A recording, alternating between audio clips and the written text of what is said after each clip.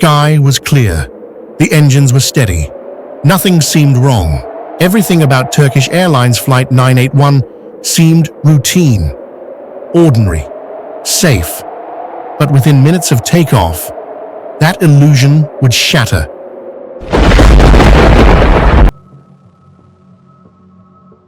A hidden flaw, buried beneath bolts and metal, was waiting to tear this flight apart. 346 people were about to step into history, not by choice, but by catastrophe. It all began in Istanbul.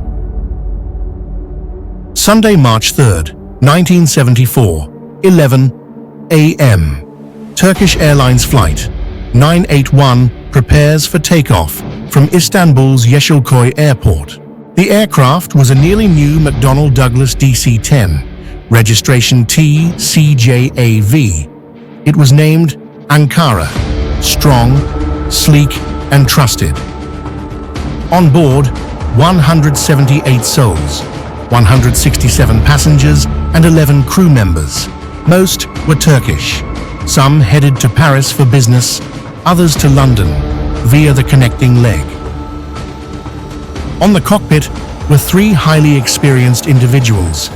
Captain Nejat Berkoz, 44 years old, over 7,000 flight hours. First Officer Orhan Özkol, calm and methodical. Flight Engineer Erhan Özer, young, sharp and technically trained. The flight to Paris was smooth. No turbulence, no issues, just another leg on a normal route. At 12:30 p.m., the plane touched down at Orly Airport, Paris. It was a routine stop, a short layover before continuing to London Heathrow. That morning, Paris Orly Airport was in chaos. A massive strike by British European Airways had paralyzed travel across France. Thousands of passengers, mostly British, were stranded. No flights, no answers, no way home. Then, suddenly, word spread through the terminal. A whisper at first, then a rush. Turkish Airlines Flight 981, headed to London via Paris, was accepting last-minute passengers. No one expected it. It wasn't their airline, it wasn't on their tickets, but it didn't matter. Parents clutched their children and grabbed their bags. Tourists sprinted to the counter. School groups gathered in panic. Some had been sleeping on benches for days. Now, they had a chance to go home. A miracle flight. Or so it seemed. In a matter of minutes, the nearly empty DC-10 became one of the most crowded international flights Turkish Airlines had ever operated. 216 new passengers boarded in Paris.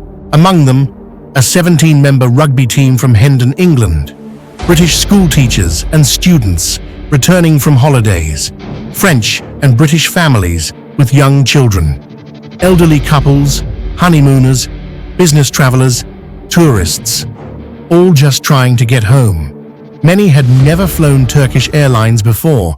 Some didn't speak the language, but it didn't matter. They had seats, and that's all they needed. As passengers settled into their seats, beneath them, in the belly of the aircraft, baggage was still being loaded. At the rear, a ground crewman closed the aft cargo door, a wide, outward-swinging hatch designed for maximum storage. Unlike traditional doors that sealed inward, this one locked with a complex series of hooks, latches, and an electric actuator. The ground crew heard the familiar click. They believed it was locked, but something was wrong. At 12:55 p.m., Turkish Airlines Flight 981 was cleared for takeoff. Captain Nejat Berkoz advanced the throttles. The engines roared to life.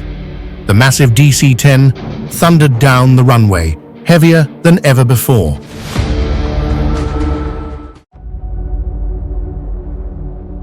At 1 p.m. DC-10 lifts into the sky with ease. The climb is routine, flawless. Inside, passengers begin to relax. Some peer out the windows, others read newspapers or settle in for the short hop to London. The cabin crew prepares refreshments. Everything looks normal. As the aircraft climbs through 15,000 feet, nothing seems wrong. But inside the cargo bay, pressure is mounting. Unknown to the crew, the rear cargo door, forced shut earlier, is straining against the cabin's internal pressure.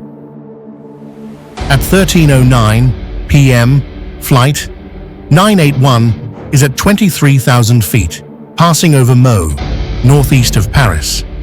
The rear cargo door, forced shut just minutes earlier, was now under enormous pressure. Over 5 psi difference between the cabin and the thin air outside. And then, with a sound like a bomb going off in the belly of the plane, the cargo door blew off.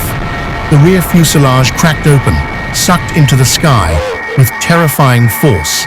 The resulting explosive decompression ripped through the aircraft like a shockwave.